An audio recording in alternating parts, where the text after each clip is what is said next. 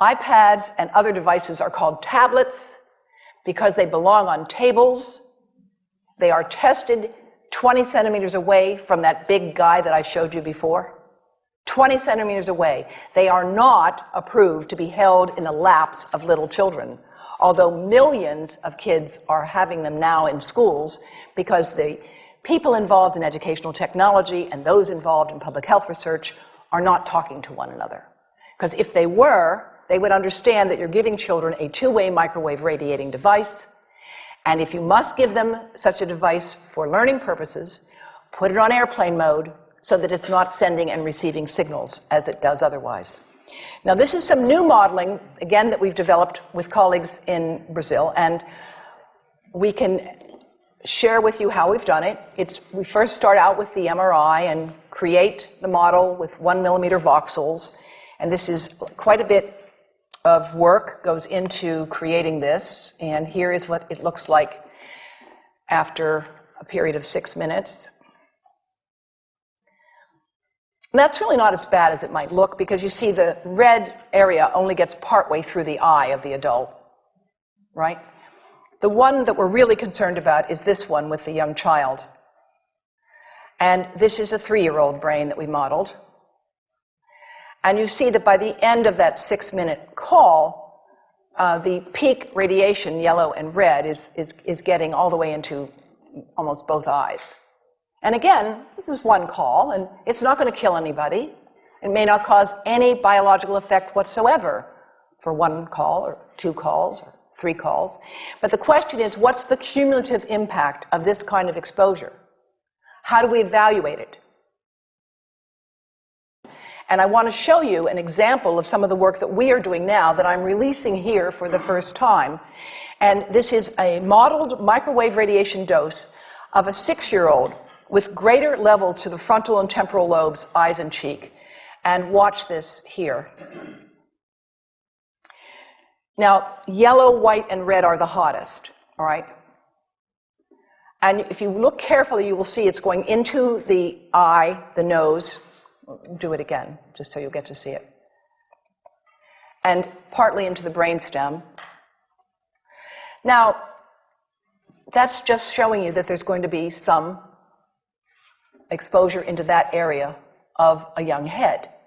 It doesn't tell you that there's any biological effect, right? Now, the next slide is going to show you something that might be of interest to students and faculty here. And that has to do with exposure to the reproductive organs. We call them the gonads. I think you say the testicles. And bone marrow. And look here at the radiation as it gets into the groin area. And that's just from having a mobile phone modeled into the pocket. And this, again, is based on a normalized SAR with I think we had a dipole antenna. Now, the breast. The breast is mostly fat, contains a lot of fluid. Things that contain fat and fluid cook faster in the microwave oven. Now, a cell phone can't cook anything, all right? Mobile phones do not pop popcorn. That was a fraud. They don't make any heat that we know of, otherwise they wouldn't be permitted.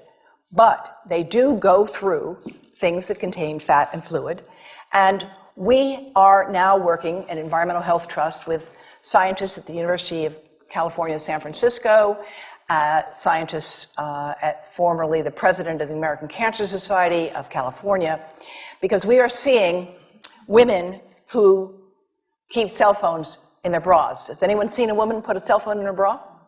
Hands up, please.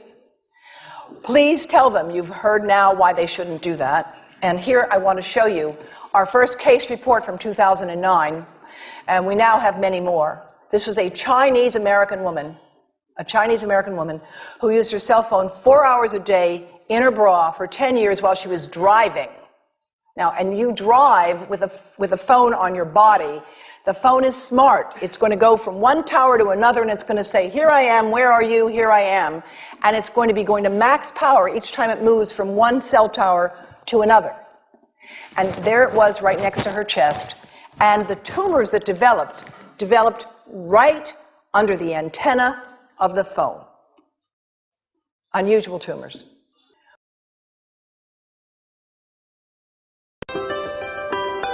JM's Alpha Spin helps you counteract the harmful effects of EMFs while allowing you to enjoy the benefits of the modern technology.